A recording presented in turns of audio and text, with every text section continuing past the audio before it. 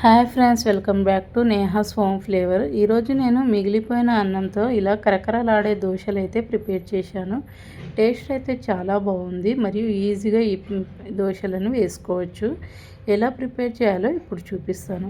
First నేను ఇక్కడ మిగిలిపోయిన అన్నంని తీసుకున్నాను. ఒక బౌల్లో 1 కప్పు మిగిలిపోయిన అన్నంని వేసుకున్నాను. అదే కప్పుతోన 1 కప్పు సన్న రవ్వను వేసుకొని 1 కప్పు కమ్మటి పెరుగును వేసుకోవాలి. ఇందులో 1 table spoon salt, 1 table spoon జీలకర్ర, కొద్దిగా కొత్తిమీరను వేసుకొని ఇలా బాగా కలుపుకోండి. ఇక్కడ వీడియోలో చూపిస్తున్నట్టుగా కొద్దిగా వాటర్ పోసుకుంటే అయితే ఈ అన్నంని బాగా కలుపుకోవాలి. ఇలా బాగా కలుపుకున్నాక మనం ఈ అన్నంని మిక్సీ జార్లో ఇలా మెత్తగా గ్రైండ్ చేసుకోవాలి. ఇలా గ్రైండ్ చేసుకున్నాక ఇందులో కొద్దిగా వాటర్ను పోసుకుంటూ గడ్డలు లేకుండా స్మూత్గా ఈ పిండిని కలుపుకోవాలి. సేమ్ మనం దోశలు వేసే పిండిలాగా పల్చగా మంచిగా కలుపుకోవాలి. ఈ పిండి అనేది పల్చగా దోశ వేసుకునే పిండిలాగా అయితే ఉండాలి. ఇలా కలుపుతూనే ఉండాలి. మంచిగా కలుపుకున్నాక ఇందులో చిటికెడు బేకింగ్ సోడా వేసుకొని ఇలా కలుపుకోండి. ఇలా కలుపుకున్నాక ఇప్పుడు స్టవ్ ఆన్ చేసి దోశ ప్యాన్ని పెట్టుకోండి. ఇలా దోశ ప్యాన్ని పెట్టుకున్నాక నేను ఇక్కడ ఆనియన్స్తో ఈ ప్యాన్ని రబ్ చేస్తున్నాను. ఎందుకంటే దోశలు అనేది ఈ ప్యాన్కి అంటకుండా మంచిగా రావాలని నేను ఇక్కడ ఆనియన్స్తో రబ్ చేసుకుంటున్నాను.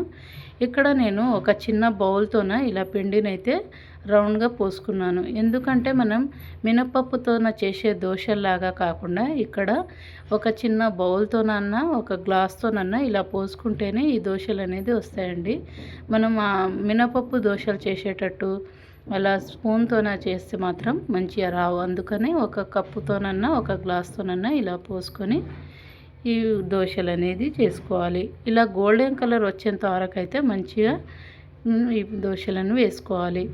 మెయిన్గా అయితే మంటను లో ఫ్లేమ్లోనే ఉంచాలి. ఎందుకంటే హై ఫ్లేమ్లో ఉంచితే ఇవి అన్నంతో చేసినవి కాబట్టి తొందరగా మాడిపోతాయి దోశలు అనేది.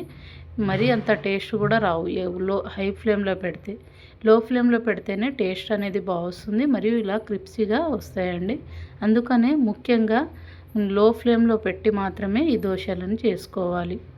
చూడండి, ఇక్కడ నేను దోశలు వేసుకొని ఎంత బాగా వస్తున్నాయో మీరే చూస్తున్నారు కదా వీడియోలో. ఇలా మంచిగా వస్తాయండి లో ఫ్లేమ్లో పెట్టుకుంటే దోశలు. చూసారా, ఇక్కడ నేను ఎంతో క్రిప్సీగా ఈ దోశలు అయితే ప్రిపేర్ చేశాను. అంతేనండి, ఎంతో క్రిప్సీగా కరకరలాడే ఈ దోశలు అయితే రెడీ అయిపోయినాయి. ఇలా మిగిలిన అన్నంతో మీరు కూడా ట్రై చేయండి. ఇలాంటి వీడియోస్ కోసం మన ఛానల్ని